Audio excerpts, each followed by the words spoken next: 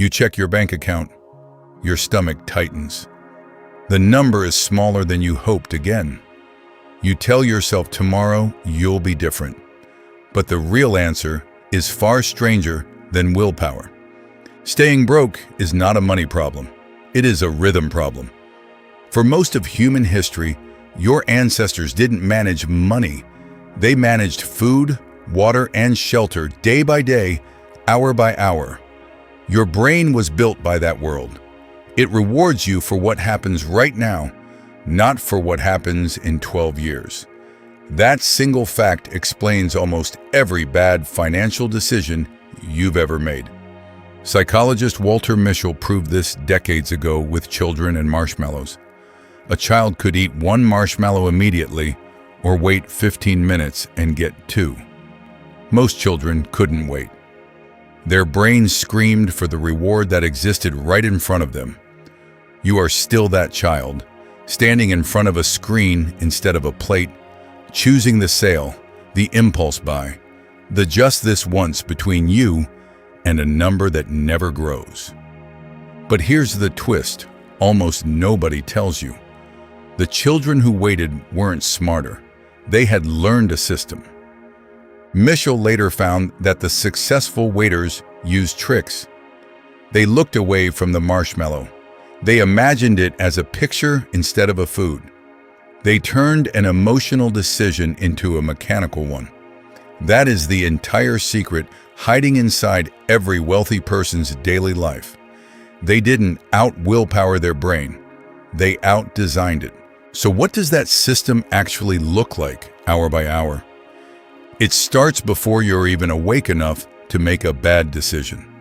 Researcher Wendy Wood at the University of Southern California spent over a decade studying habits, and she found something uncomfortable. Roughly 40% of what you do every day isn't a decision at all. It's a loop, triggered automatically by your environment. You don't decide to check your phone first thing in the morning. The phone being within arm's reach decided for you. You don't decide to order food when you're tired. Being tired near a delivery app decided for you.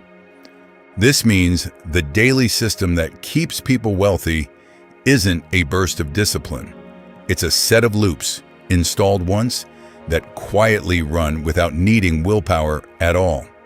Here is what that looks like in practice. Step 1 happens before any money moves. The moment income arrives, a fixed percentage leaves immediately, automatically, into a place you don't see every day, not what's left over. First, this flips something ancient in your brain. Behavioral economist Richard Thaler called this mental accounting. Your brain treats money differently depending on which mental bucket it sits in. Money that's already gone, taken automatically before you touch it, is grieved for about 3 seconds and then forgotten. Money sitting visibly in your checking account gets negotiated with all day long, every single day. The system works because it removes the negotiation entirely. Step 2 happens once a week, not once a day, because daily budgeting is where almost everyone quits. You look at every dollar that moved, not to feel guilty, to notice patterns. Dan Ariely, who spent his career studying irrational financial behavior, found that people underestimate small recurring purchases by an enormous margin. The coffee, the subscription, the delivery fee. None of them feel like a decision in the moment. Together, they are the decision. A weekly 10-minute review is the only tool strong enough to catch loops your brain hides from you on purpose, because remembering every small purchase would be exhausting, so it doesn't. Step 3 is the strangest one, and it's the one almost nobody expects. Wealthy people schedule boredom. Stanford behavior scientist B.J. Fogg discovered that new habits succeed or fail based on how tiny and frictionless they are, not how motivated you feel. Big financial goals fail because they demand constant emotional energy. Tiny, boring, repeated actions don't.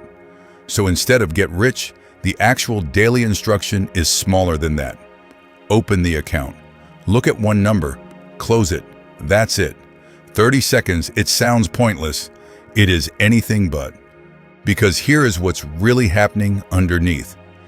Every time you look at that number without spending anything, without negotiating with yourself, your brain quietly relearns what safety feels like. Not excitement, not deprivation, just steady, boring safety. That's the deep dive. Now here's the twist that changes everything you just heard. You'd assume the goal of this daily system is to accumulate money. It isn't. Money is the byproduct. The actual goal is to lower the number of financial decisions your brain has to make in a day.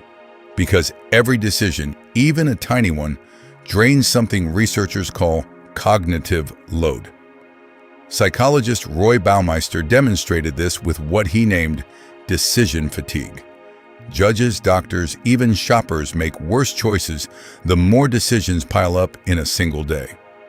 Money decisions are no different. The more of them you leave open, the worse every single one becomes by evening. This is why broke doesn't feel like a number. It feels like exhaustion. You're not bad with money. You are drowning in decisions your ancestors' brains were never built to make 60 times a day. Every notification, every checkout button, every buy now is a tiny mental tax, and by the time you reach the real decisions, the ones that matter, you have nothing left to make them well. The daily system isn't about restriction at all. It's about closing doors before your tired brain has to guard them. Now think about your own day again, the one you started this video with. That number on your screen, the tightness in your stomach. It wasn't a lack of discipline staring back at you. It was 100 unguarded doors, left open since your ancestors needed to grab whatever food was in front of them, right now, or risk having none at all. Close a few of those doors before you're tired enough to walk through them. Automate the one decision that matters before dawn. Review once a week, not once a day. Look at a boring number for 30 seconds and let your brain learn. Slowly, that safety doesn't need to be exciting to be real. You check your bank account again tomorrow. Your stomach doesn't tighten this time. The number is only slightly bigger. But for the first time, it feels like it was never really about the number at all.